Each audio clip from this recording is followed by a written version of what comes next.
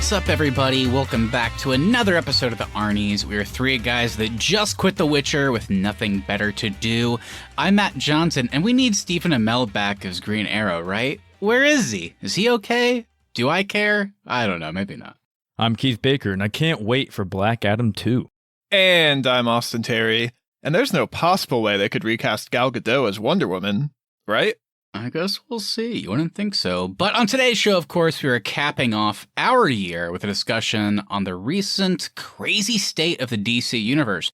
James Gunn, over from the MCU, and Peter Safran are in and ready to make some big changes. So we're going to run down everything going on at DC, take a look at what is still in development and coming out in 2023 and beyond, and try and predict, I guess, what the James Gunn and Peter Safran's DC division will look like in general. So, sit back, grab your popcorn or box of tissues, depending on how you feel about these recent developments, and get ready for another wild ride, hopefully the last wild ride, guys, through the wild world that is the DCEU. Remember 2 years ago when they spent $70 million to make the Snyder Cut? I do. I guess it was worth it? I don't know.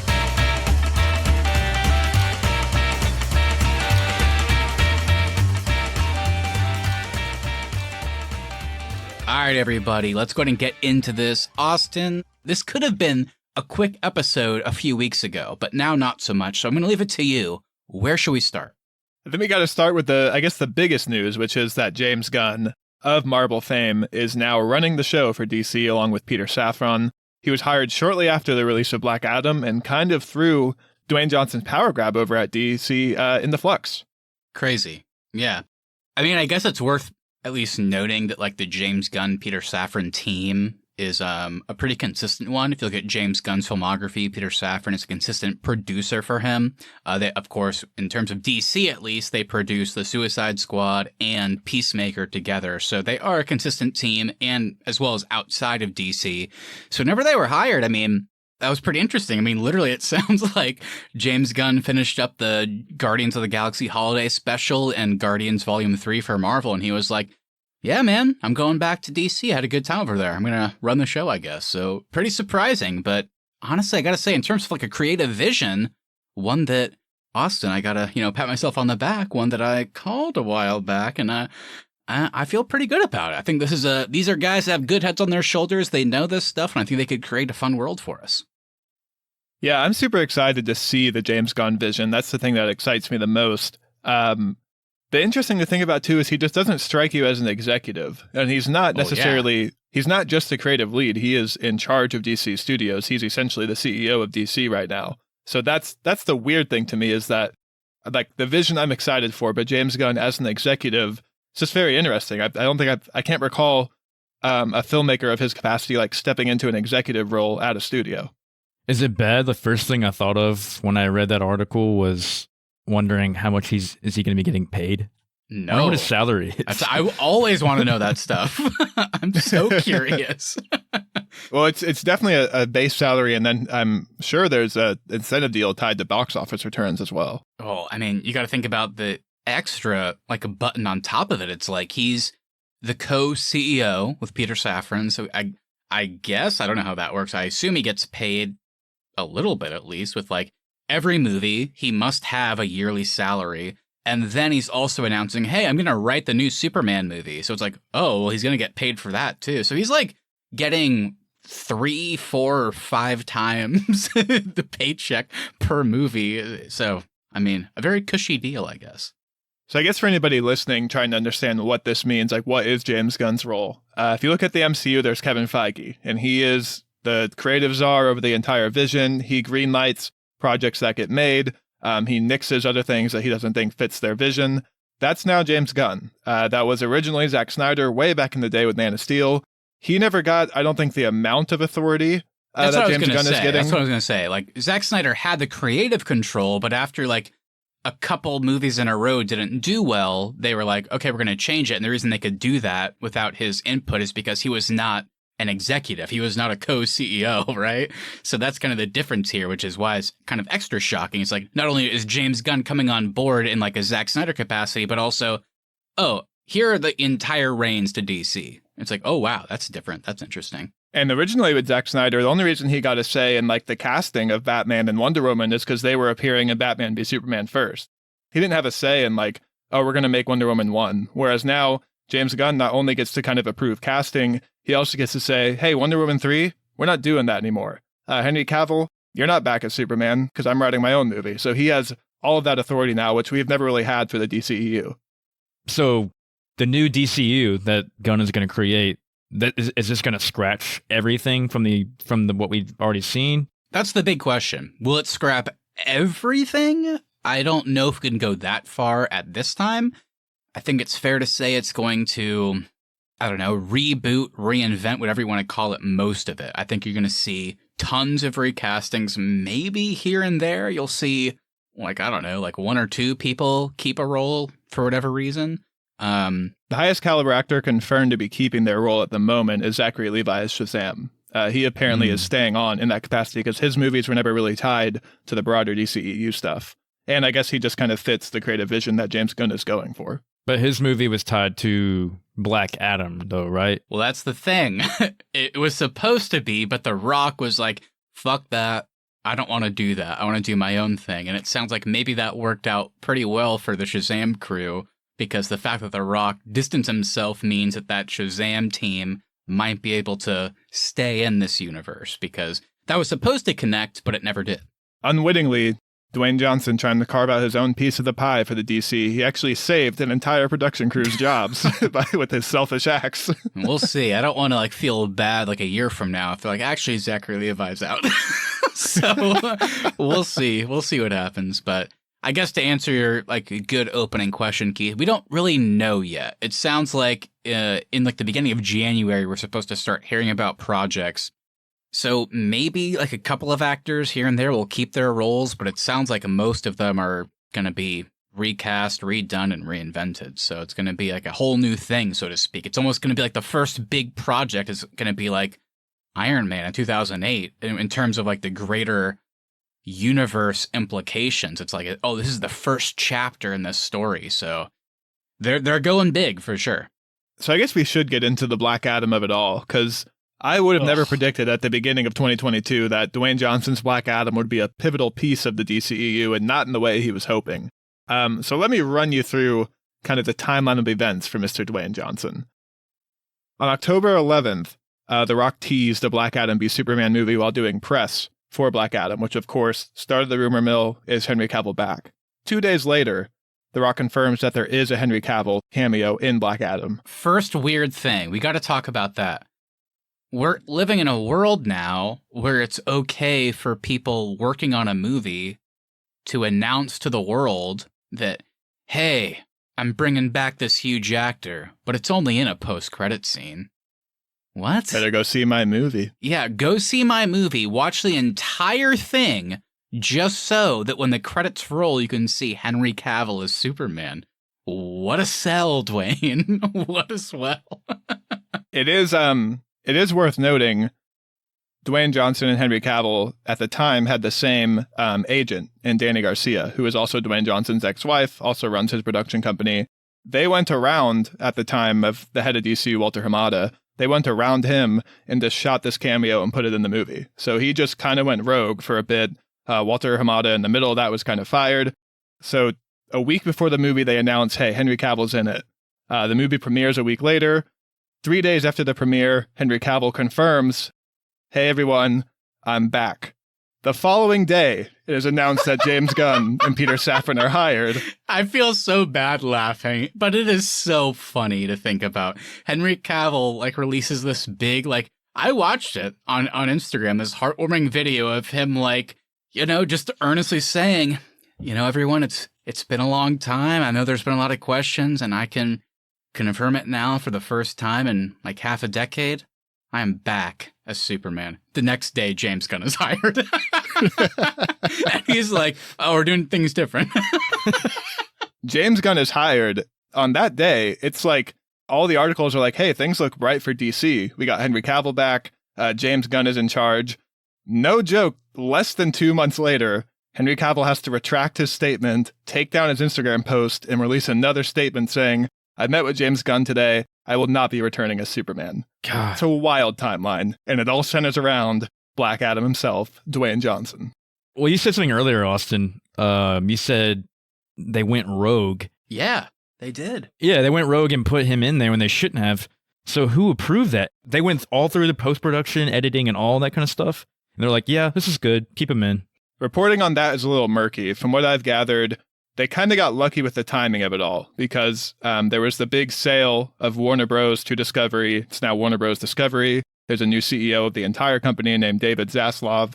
On the DC side of things, there was a bit of a vacuum in leadership because Walter Hamada had just been fired and they hadn't hired a new head of DC Studios yet. So because of this, there's still all the uproar of the fans with the Snyderverse. You're a new CEO, you're trying to generate buzz. So Dwayne Johnson kind of went to this new leadership team over total Warner Bros. Discovery and said, here's what I want to do. And then they greenlighted it while at the same time they were trying to hire somebody to take over that role for DC Studios. Yeah, okay. The thing I keep saying, I think a good word would be that Dwayne Johnson, because remember, if you think about people like, Henry Cavill, Ben Affleck, Gal Gadot, those characters are super important, but in terms of creative control, they had relatively none. In regards to Dwayne Johnson, he's playing Black Adam, which is a character that, isn't as important, but he, his star power is super important. He was a big producer on Black Adam. So the thing I kept seeing is that he kind of strong-armed DC into putting Henry Cavill in there. So I guess if you're a big Henry Cavill Superman fan, you might be grateful. But in terms of the people behind the scenes, they were like, Jesus, it sounds like Dwayne was going to walk off the fucking movie if we didn't put Henry Cavill in it. So kind of a weird back and forth. Because he had that producer control, he was able to do some of those things. It's also worth noting in between James Gunn being hired and then Henry Cavill stepping down again as Superman, Black Adam flopped at the box office. And because of that flop, what they read from that was that the fan base was not invested in Dwayne Johnson's vision for the DCEU, meaning they didn't think the fan base cared about seeing Black Adam and Superman square off, meaning they thought it was easier for James Gunn to kind of reboot everything, and they thought this would go over more smoothly. Yeah, just to be clear on that, the budget reportedly on Black Adam was $260 million, which if you go by the old classic way of looking at it, which is how do you break even on a movie? You take the budget, the production budget, and multiply it by 2, and that's how you factor in the marketing budget. So for Black Adam to be even break even, it had to make $520 million. The worldwide box office for Black Adam, everybody, is 390. So it lost over $100 million at the box office. But he spent 15 years making the movie. I know. We kept hearing him say it. Sorry, Dwayne. I do wonder if Black Adam had been a billion-dollar movie, is James Gunn hired the next day and forced to keep The Rock on board in an executive producer role? Maybe. So it's kind of interesting. You think about that shit. I don't know. Maybe it worked out for James Gunn and Peter Safran. They can kind of come into this role and get a blank slate. Because why would we continue doing that franchise when it lost that much money? So I don't know. Maybe it kind of worked out for the best. I mean, Dwayne Johnson kept telling us the hierarchy of power was going to change, and he was right. It changed, just not the way he thought it was going to. Yeah, I was about to say, and he was wrong, but I guess in a way, he was eventually right. It changed, and he is not in it anymore. So I guess to put a button on the whole Black Adam, it just is very interesting to me how all of this centers around Black Adam. Even kind of the big reporting, the timeline kind of ends with Dwayne Johnson announcing he's not returning for Black Adam 2. It starts with Black Adam and it ends with Black Adam. And it's so funny to me that somehow this all revolves around Dwayne "The Rock" Johnson. I like how quick it was, I know, too. It was so fast. Isn't it still in theaters right now? Maybe. That's a good question, Keith. It might be. I mean, I just saw it 3 weeks ago. So there's going to be some late bloomers that go see it and oh my God, Superman and Black Adam. And it's they go on Twitter the next day. Hello, everyone. I'm not returning as Black Adam. Because Dwayne Johnson kind of got Henry Cavill back for 2 weeks, he did get the Snyderverse crew kind of on his side. He was the hero to that camp. Now, of course, with James Gunn coming in charge, him and Peter Safran are kind of getting the vitriol of the Release the Snyderverse crew or Restore the Snyderverse now. Fire James Gunn is always trending on Twitter every day now. I think it's worth noting how well it seems like they're handling this on social media. They're meeting with everybody face to face. James Gunn is interacting with people, answering their questions. There's always a new thread on his Twitter. Patty Jenkins, Henry Cavill, Dwayne Johnson, they're all putting out statements saying, here's what's happening. James Gunn is replying to them, kind of backing them up, saying, yep, we had a cordial meeting. They're not moving forward. We're all on good terms. Like, I think they're handling it really well, as best they can, kind of given the situation they've all been thrown into. Oh, yeah, I agree. 100%. Like, I hate social media for the most part, but I think it's kind of cool that someone like James Gunn is put into this position of running, or co-running DC Studios, and he has not changed his Twitter presence. Like, people will tweet at him asking questions like, hey, James, like, are you, like, hoping to see Green Lantern come into the DC universe soon? And he's like, yeah, man, that's, like, one of my biggest priorities. It's like, oh, that's cool. So, I mean, he's being pretty personal about it for the most part. Like, he's, like, telling, like, the trolls to fuck off, which is always fun and I think, worth doing because they're the worst. But for the most part, he's being, like, pretty professional. He's like, look, I know there's, like, a vocal minority clearly talking about the Snyderverse and Snyder movement. And he's like, I know a lot of them might want us to do things differently, and we're going to do some things differently, and some things maybe will be familiar, and, I hope you like it. So, I don't know. It's cool. It's nice to have, like, this, like high up of an executive figure in terms of these movies, like, have this presence on social media. Because Kevin Feige, who I love, does not have that at all. Like, I mean, we love Kevin Feige. He has that, like, charisma, and he's, like, this great, kind of genius architect for the Marvel side, but, like, we don't really know him at all, whereas James Gunn is kind of cultivating this thing. It's like, I'm going to do that same thing for DC, but also I want to communicate with you all. I want to, like, have conversations and stuff. So it's kind of fun seeing his conversations, like, online. It's kind of cool. Yeah, I think my favorite example of this I can give for people that don't follow this stuff as closely as we do is it was announced that Wonder Woman 3 was canceled. It had been reported that Patty Jenkins turned in a script. She was asked to rewrite it, and she basically told them, I'm not going to rewrite it. So that was what was reported and kind of got put out there immediately. She later followed up with a statement saying, I never walked away. I turned in my script. I would have rewritten it.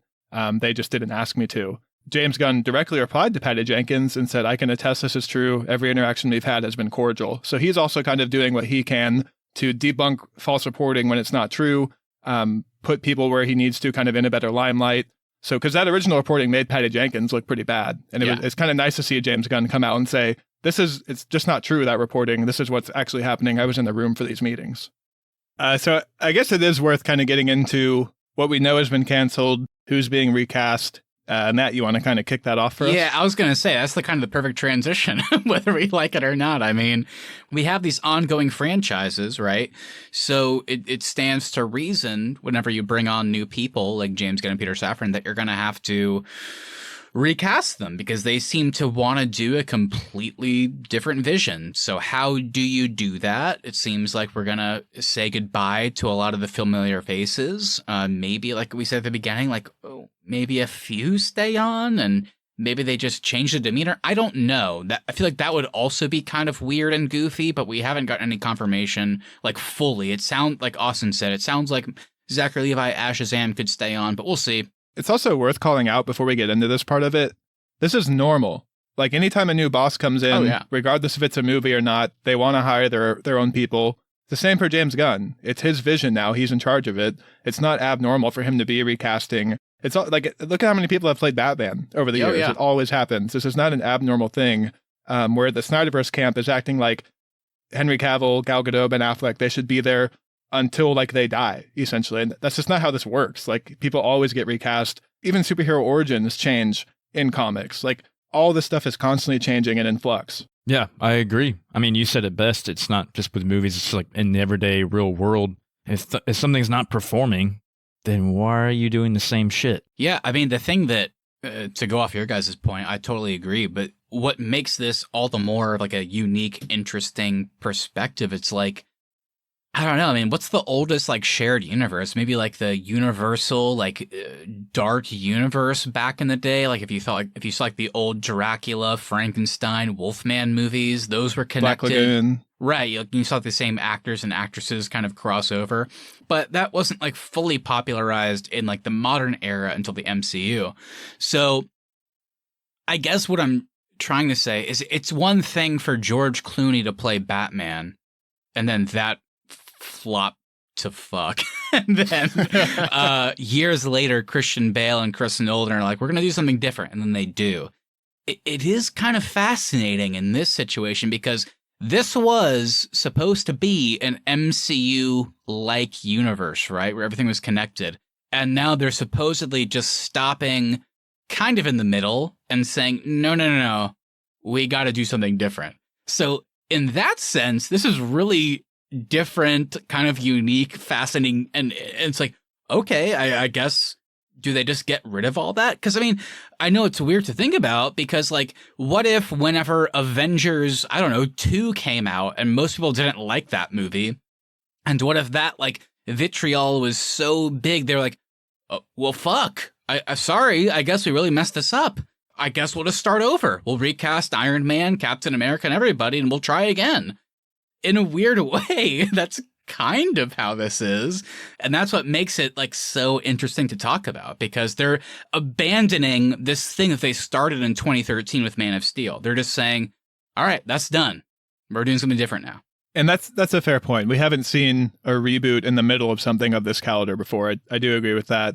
I also, as much as I don't like the Snyderverse people on Twitter, the ones that call out, hey, Henry Cavill and all of them never got a fair shot, I do actually tend to agree with that. As much as the fan base is annoying, I still like a lot of Zack Snyder's DC movies. I still enjoy BVS. I think Man of Steel is underrated. Love the Snyder Cut, all of that.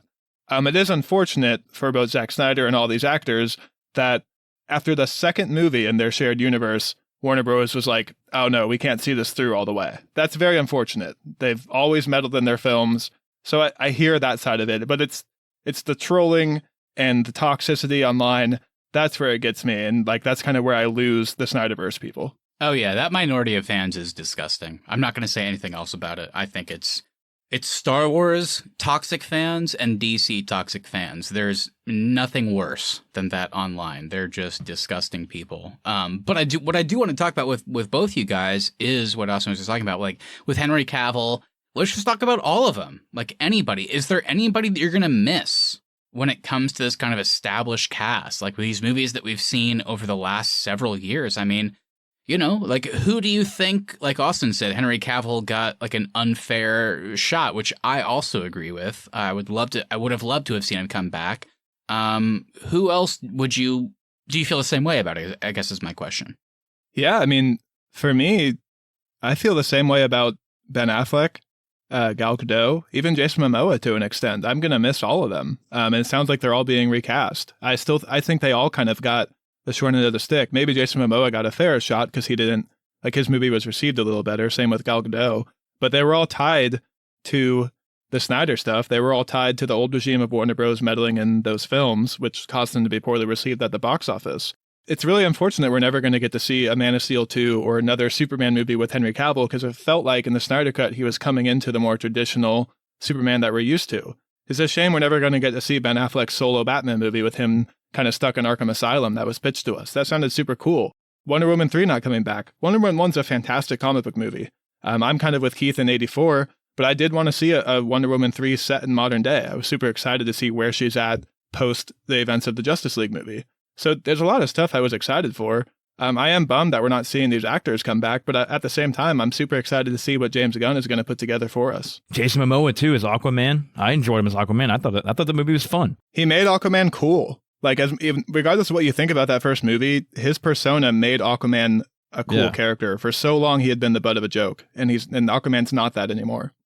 Why did DC prematurely jump into a merged film like Justice League instead of giving these people more than one movie? Like, you know how Marvel had Iron Man 1 and Iron Man 2, everybody kind of had their own movie, at least some of the bigger three, then they had the other ones coming later, but they gave Henry Cavill 1, Well, no, they didn't even give Wonder Woman one until after Justice League. So they gave Henry Cavill one, and then they did Batman v Superman, which included Superman, which was a shitty sequel for his story. And then it's also, here's Batman, the main character. Oh, and also Wonder Woman's in it.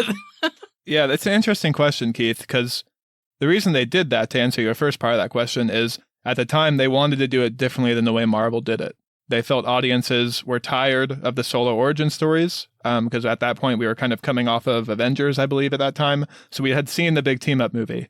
And so they thought, this is what audience want and expect now. We need to get to our team-up movie as quick as we can. So they did it with their second film. Looking back, that probably wasn't the best approach. I also think what hurt them, though, is Warner Bros. Came in with BVS and said, hey, you can't release a long movie, cut it down. So we got the theatrical release, and then we got the Ultimate Edition.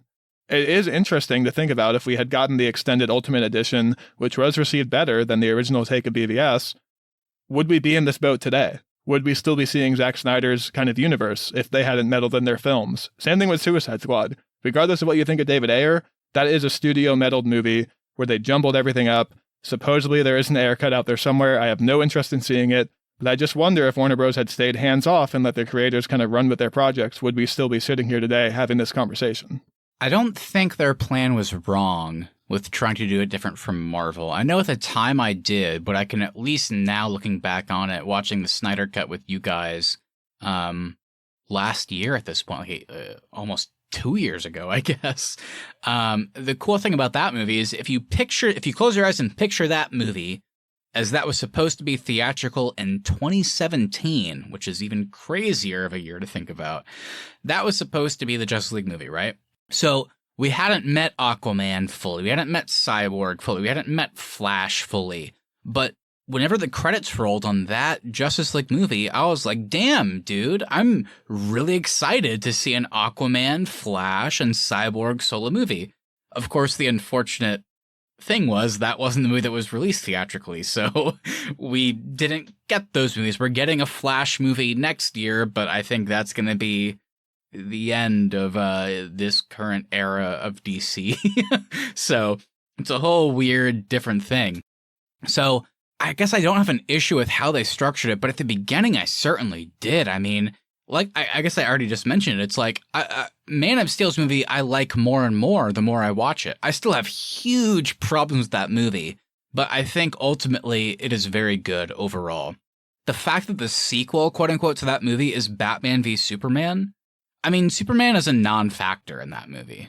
He is such a fucking, like, blank, like, white piece of toast character. I mean, he's like, I think if I remember right, he has like 40 lines of dialogue. I mean, Zack Snyder wanted to make a Batman movie, and he wanted to make a Batman that just murders everybody with like glee on his face. So it's very bizarre. They went from Batman v Superman to Suicide Squad.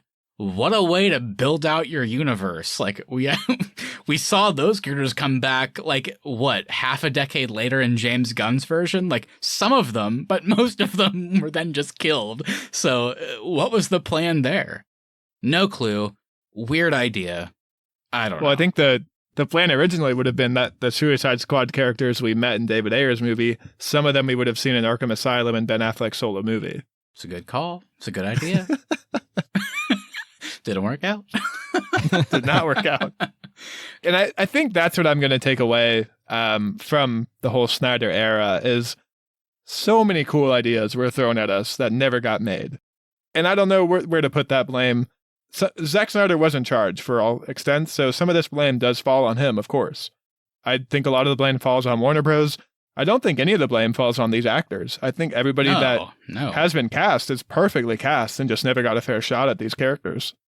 I think, kind of to your point, the things I'm going to miss aren't the actors necessarily, aren't the movies even that I heard about. It's just the premises. You guys know that I'm a big, like, premise guy. I love, like, a good, like, a log line for something. It gets me amped, gets me excited.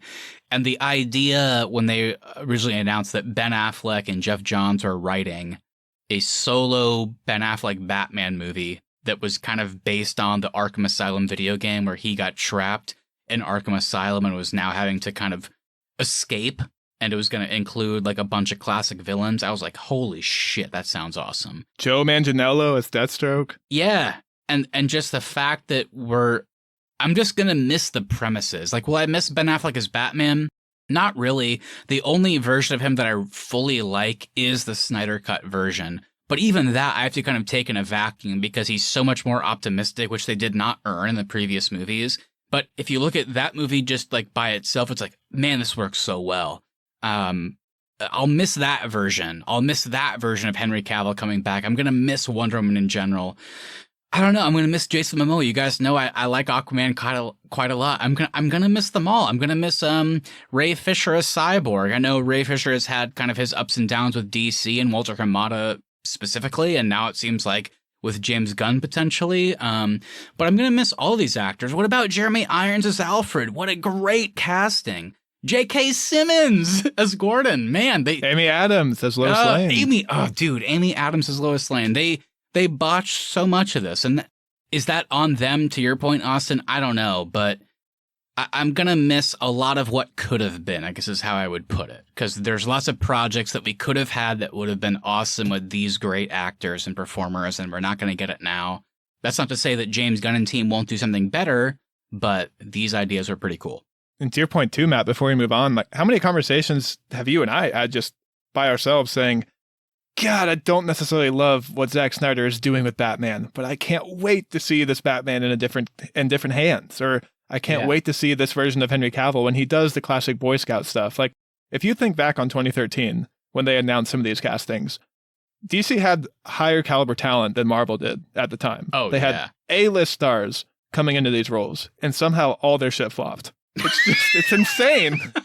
It's crazy to think about. Jason Momoa was like, Aquaman 1 made over $1 billion. How am I getting recast? He should sue. If I was Jason Momoa, I'd sue the shit out of him.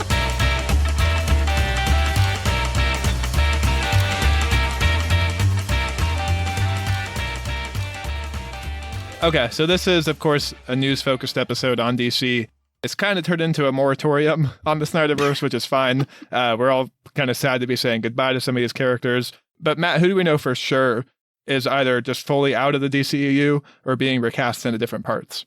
Well, I don't know, Austin. That's where I'm going to have to kind of rely on you, because there's been some back and forth, and in some ways it's like different positions. Like, for example, one of the most...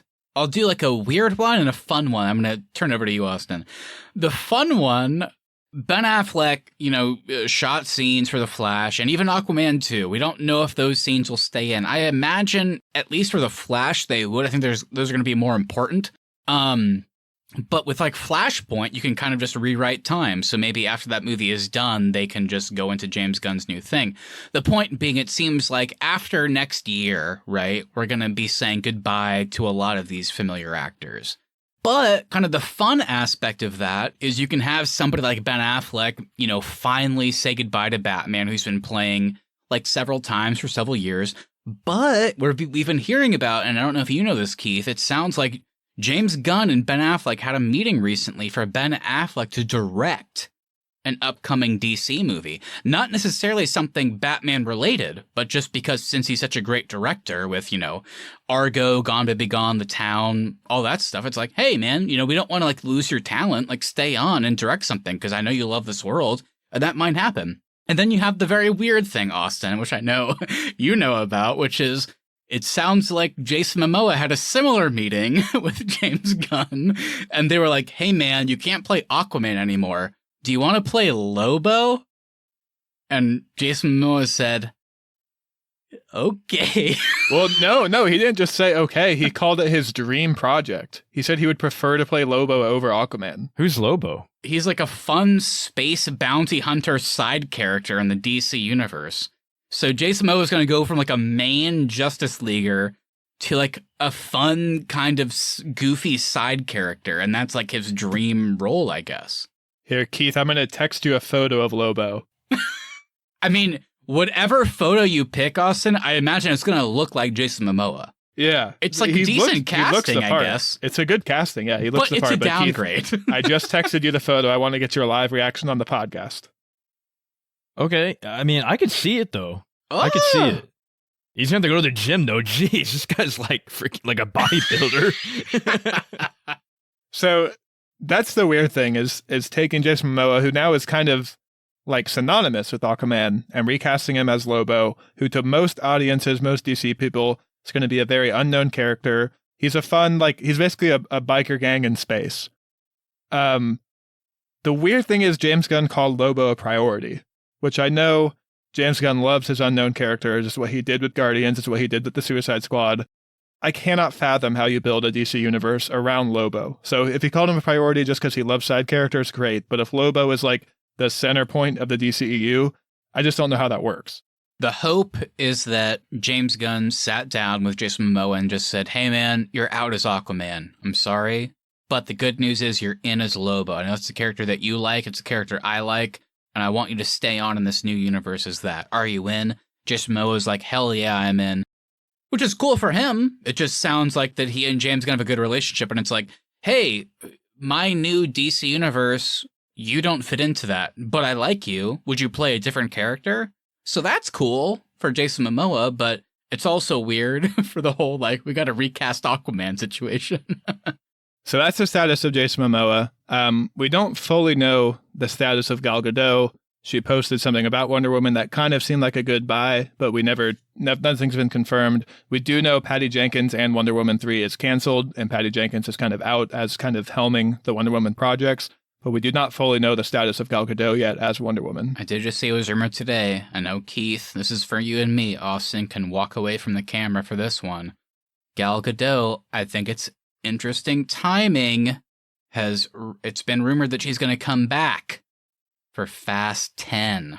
Oh my God. Her character died 4 movies ago, but it seems like Giselle might make a surprise resurrection a la Han, her boyfriend.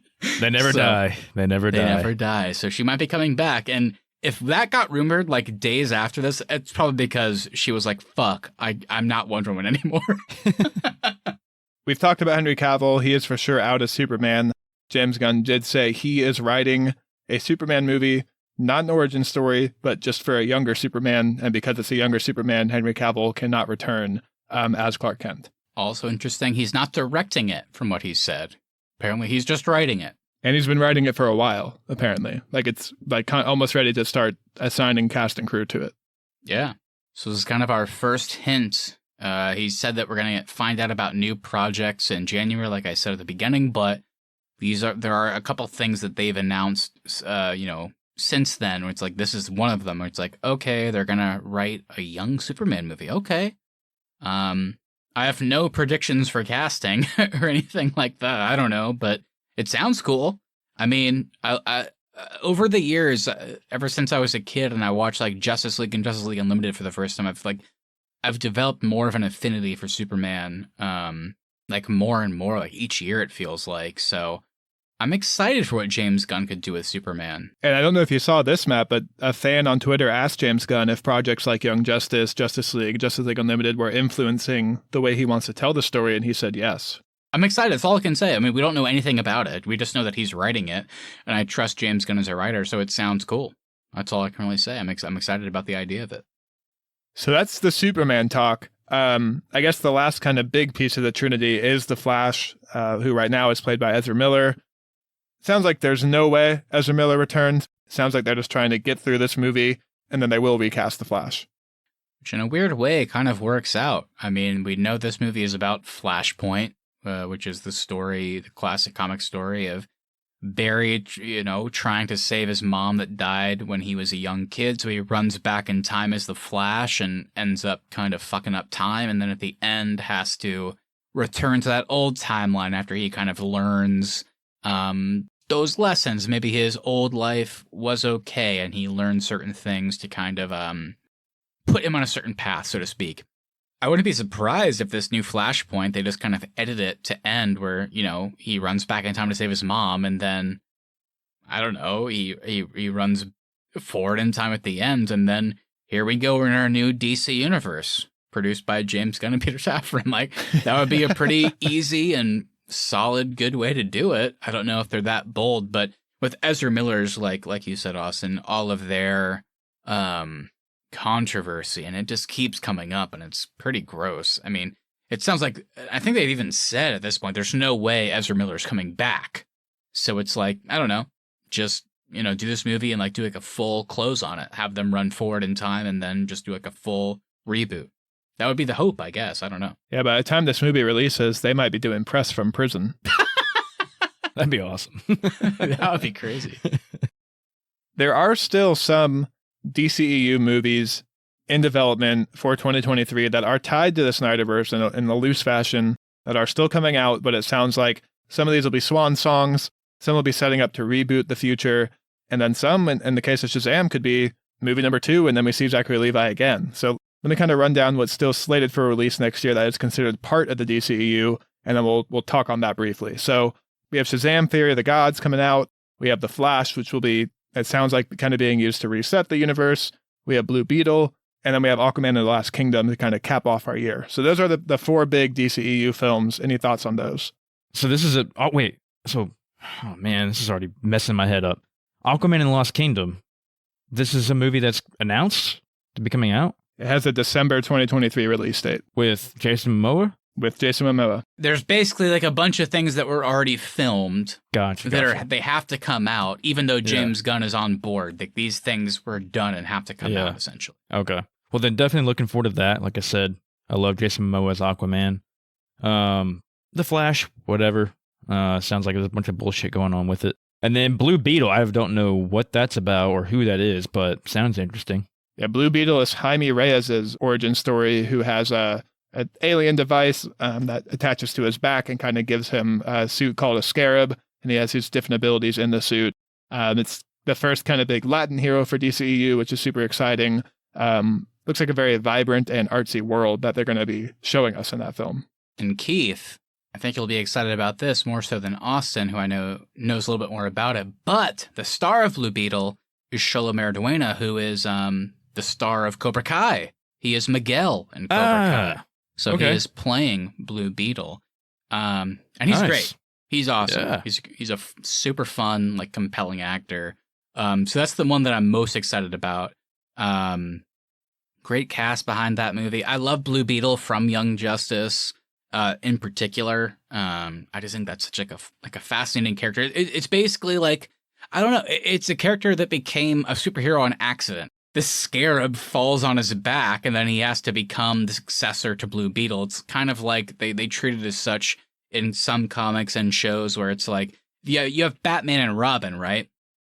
But with Blue Beetle, Jaime is the Robin, but he never had the Batman. It's like if Batman died, and then the Thing fell on his back, and then he becomes the new Thing. So he never has the successor. So it's really interesting to watch him interact with, like, the younger heroes, because they're all like, oh man, it sucks, like, Batman's being a dick to me. Oh, Green Arrow's being a dick to me. I'm the sidekick. And he's like, I am kind of the sidekick, but I also don't really have that because my guy died and then this thing just fell on me. So it's like it's a pretty interesting dynamic. So I love Blue Beetle. Very excited for that movie next year.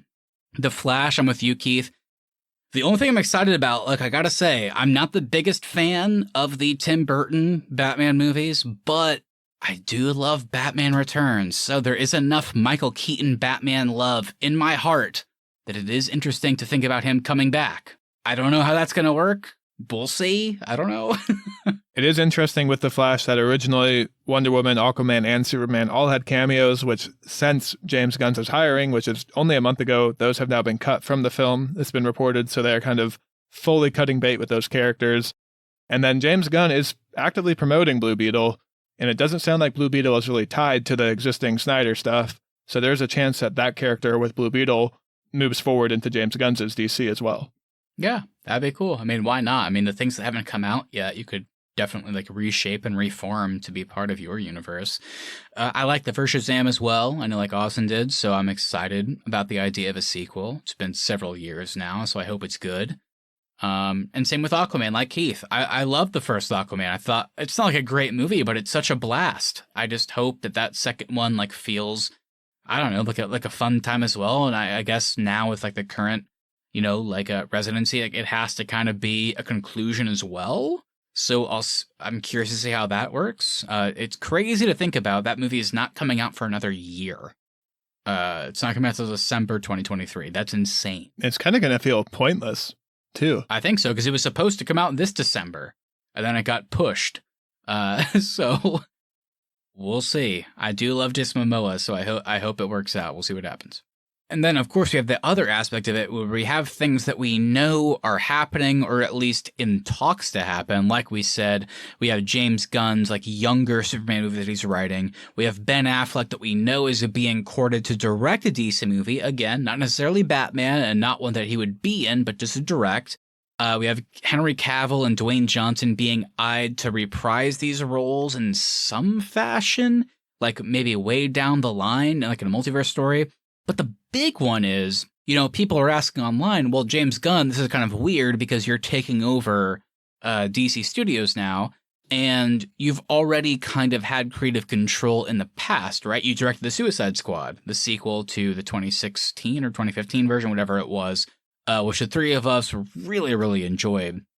But you made that and Peacemaker before you were ever involved with this, so you're sitting over here saying Henry Cavill's not coming back. Ben Affleck, sorry, man, you're not coming back. Gal Gadot, you're out. So does that mean, Peacemaker and Suicide Squad get a pass? And the interesting thing is on Twitter, he was like, no, those movies and those TV shows aren't safe. Like, we might have to reboot Suicide Squad and Peacemaker. Like, because whenever I made those, I was not in charge of DC. And now that I am trying to reshape this universe and move forward, I might have to. So that's kind of another interesting aspect, because originally I think the Suicide Squad 2 was going to happen, and for sure Peacemaker Season 2 was going to happen. And now I don't know if those will, because now he's not just like a writer and director, but he's also now a studio head. So I don't think those will happen necessarily because they have to create this new universe. Yeah, that is interesting in the context of him saying, I'm in charge now, so I may have to reboot. I've kind of always felt, though, even back with all the Snyder stuff, that the one person that seems untouchable is Margot Robbie as Harley Quinn. Yep. Everyone loves her in the role. She's perfect for it. I can't imagine they would recast her. That seems harder to believe to me than them recasting Henry Cavill. Yeah, I think so too. I think she's probably one of, I'm in full agreement. I think she's one of the most loved castings of all the DC universe.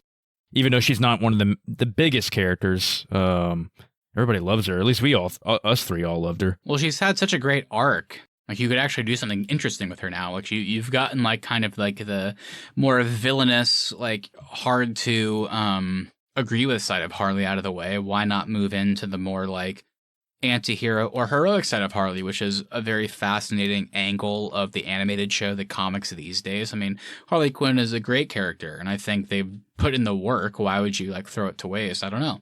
And Margot Robbie, like you said, is such like a star, and James Gunn has worked with her directly on the Suicide Squad. I don't know if they would I don't know if they would abandon that. I think that would be weird. I guess I wouldn't be surprised if they did, because the whole universe has to, but at the same time, I think they should keep her. Yeah, I agree.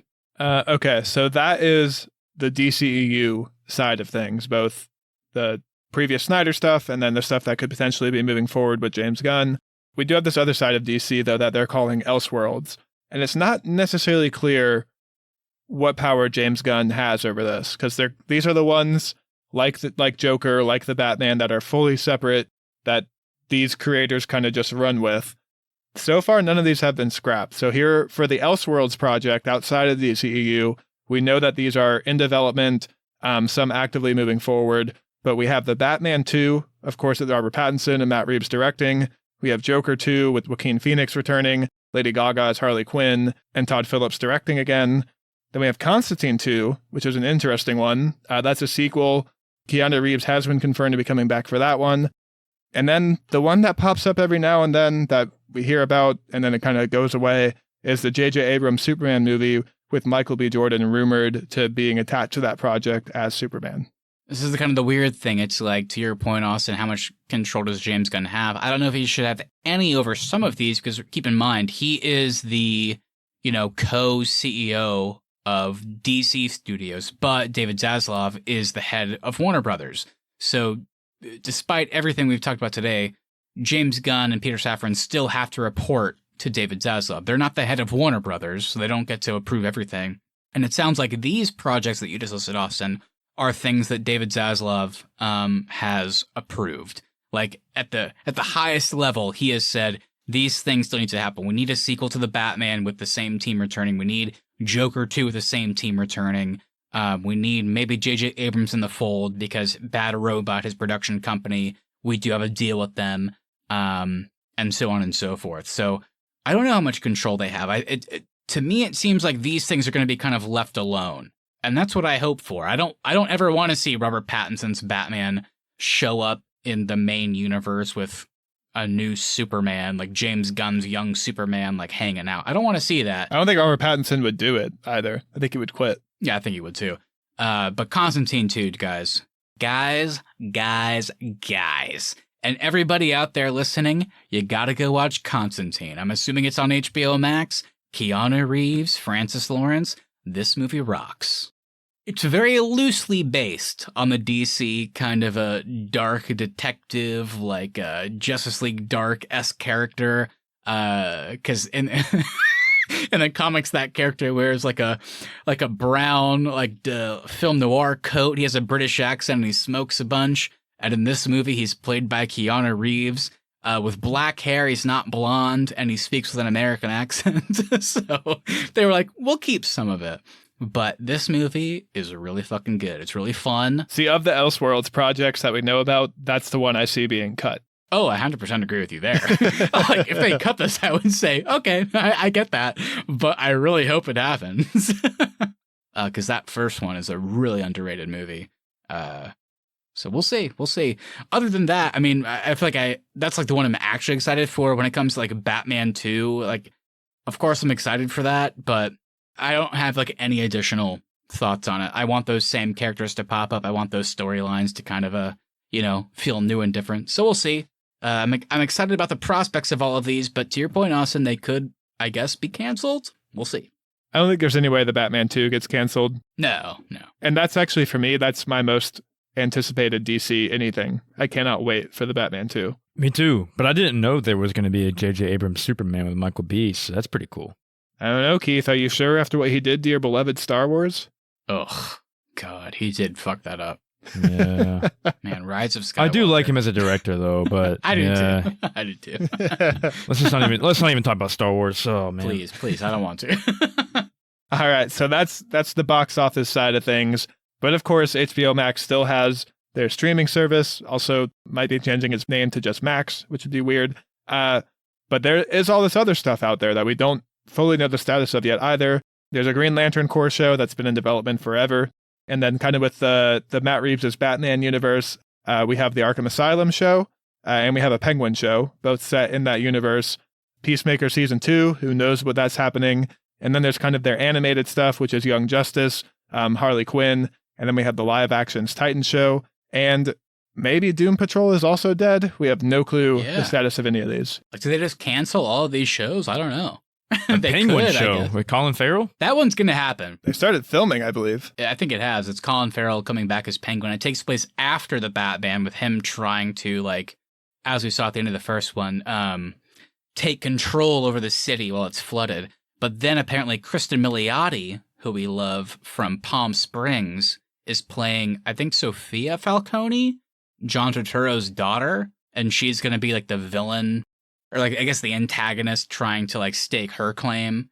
So it's going to be like just like a power grab show, which sounds interesting. Could be cool. I mean, the Arkham Asylum, same thing. I mean, I can't wait for that. The premise sounds so cool. It's a horror show set in the DC universe, set in Arkham Asylum with various villains popping up. I hope it's good. The idea of Batman not being in it seems weird, but maybe he is. I don't know. We'll see. I trust Matt Reeves, though. I trust him after the Batman.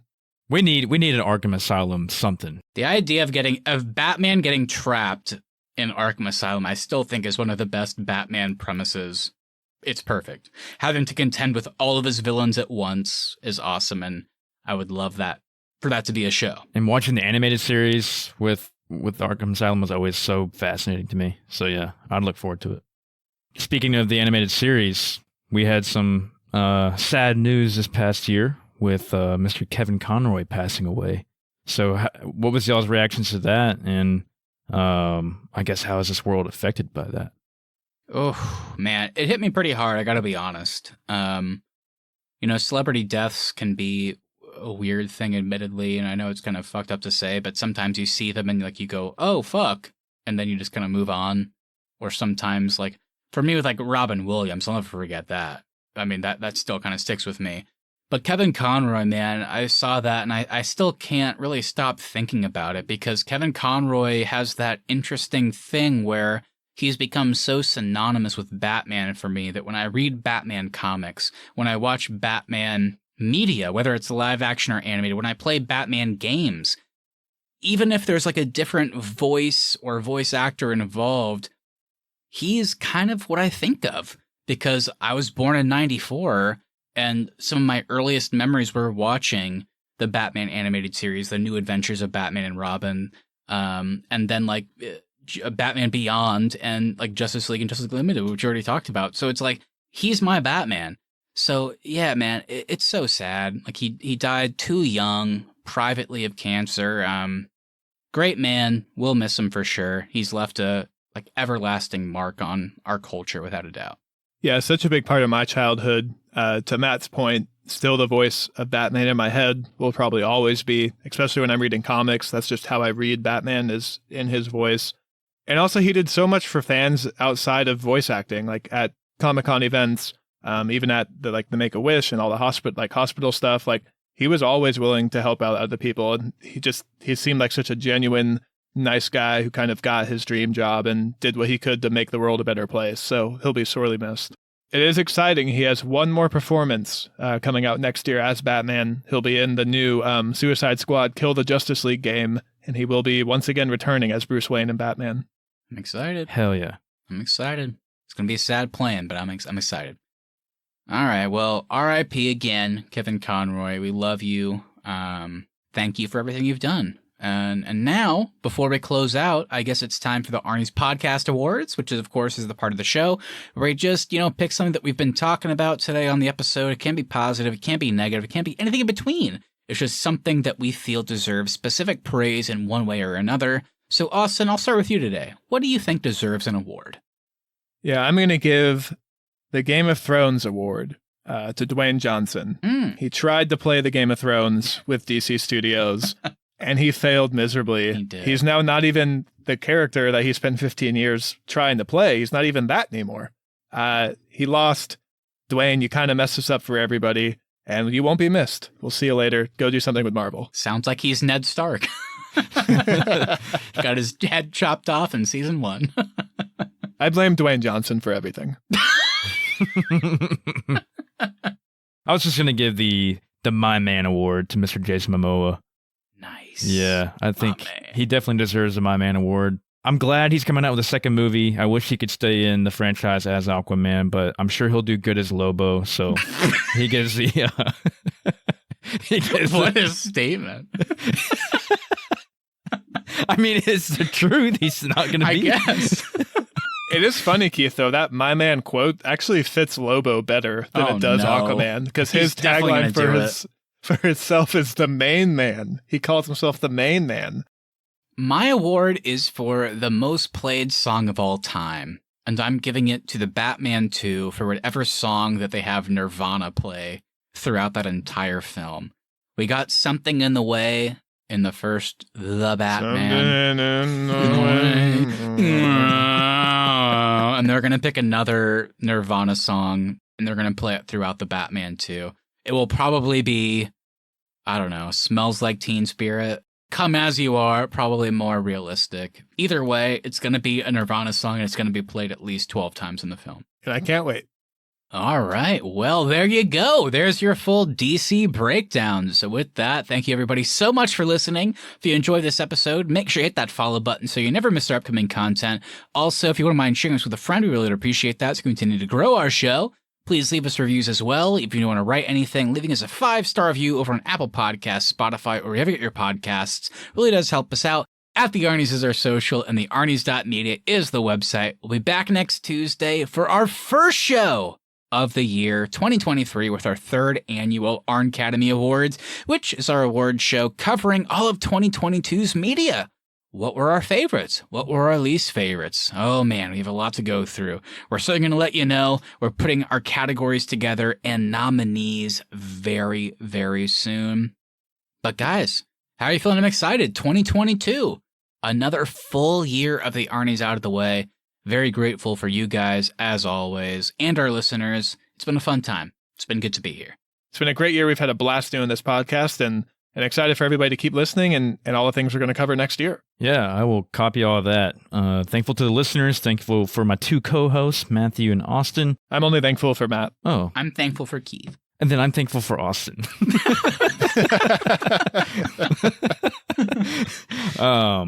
All right. And lastly, we want to hear from you guys. So please send us a message on Instagram at the Arnies or email us thearniesmedia@gmail.com. What did you think of everything going on at DC? Is James Gunn the guy to spearhead this? Anything you say, we'll read on the show and react to it live on our latest episode. Thanks again, like we all said, for hanging out with us and listening. It's been an amazing ride. We love recording this. We love doing this podcast. You know, it's fun for us, but it's also fun that you all are engaging with and enjoying it. It's been an amazing time. So I know none of that, what I just said, has to do with DC. And frankly, I can't think of anything.